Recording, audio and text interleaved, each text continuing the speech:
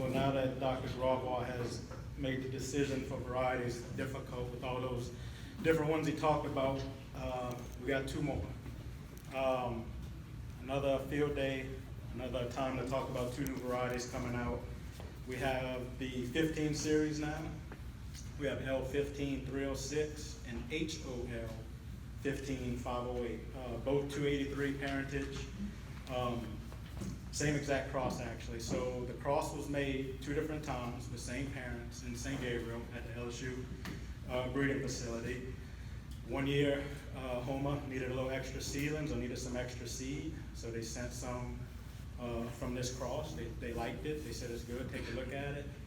Lo and behold, 12 years later, from each facility, we have the variety from that same cross. So like I said, both 283 babies. Having said that, 508, I think definitely has more of the sugar characteristics from 283. Really good sugar.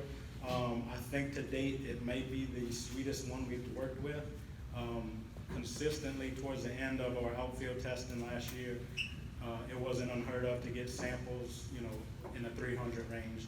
If you look at the outfield data, well, I don't know if they're on the sheet Dr. Kenneth hang up, but if you go back to the bulletin, I think it was the June issue with the outfield report, I don't think we had anything less than a 270. It's probably the lowest TRS we've had in that variety. 306, not quite as high, but kind of has the edge and tonnage. Bottom line, when it all shakes out, sugar per acre, that's kind of what we want to look at. They're almost 1 and 1. You're talking a few pounds difference in sugar per acre when it all shakes out. If you like tonnage a little better, 306 might be the answer.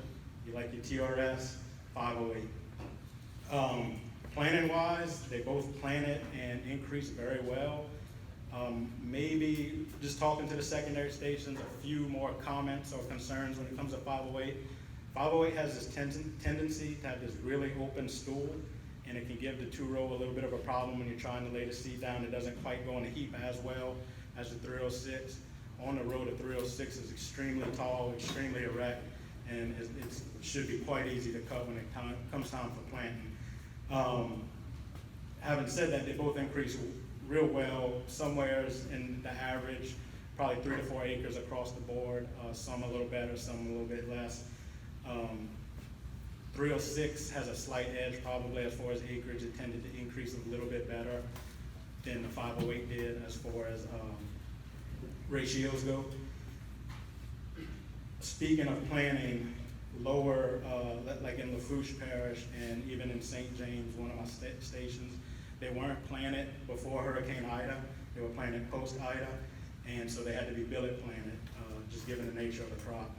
And all of those stations that billet planted, they responded very well. The only problem with that is I don't quite have the acreage I'd like to see when a new variety is coming out, but they appear that when it comes to billet planting, both will respond well. So having said that, with the less acreage in those Lafourche stations in St. James, some of those guys I'm probably gonna have to rely on assumption a little more, move some guys up this way. So when you go to fill out those forms to make an order for these two varieties, just keep that in mind, put a second and third choice, because we're gonna have to do some jumbling and move some people around for sure with this one, depending on the orders. Disease-wise, 306 has a really solid disease package, 508 not as much. Both can get rust. We haven't really seen it in the 306. I've seen some speckling in some spots, but several stations have to spray the 508 for rust already. Also, 508 can get leaf scald, so I think to maximize the potential with 508, it may be a good choice to get through one of our seed companies to clean that leaf scald up a little bit. Dr. Grawval hit on cold tolerance. These were in that Chainville test that we converted to a cold tolerance test. They kind of just fell out in the middle. Not the worst, but not 540 or 838 cold tolerance either. We're talking standing post-freeze deterioration cold tolerance.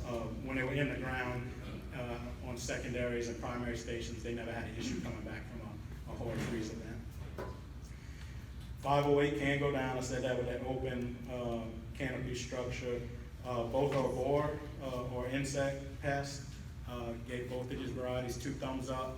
Both of them love them. You're gonna have to spray them if it's a bad year. Both of them have really low fiber, and the insects really seem to latch on to them. So,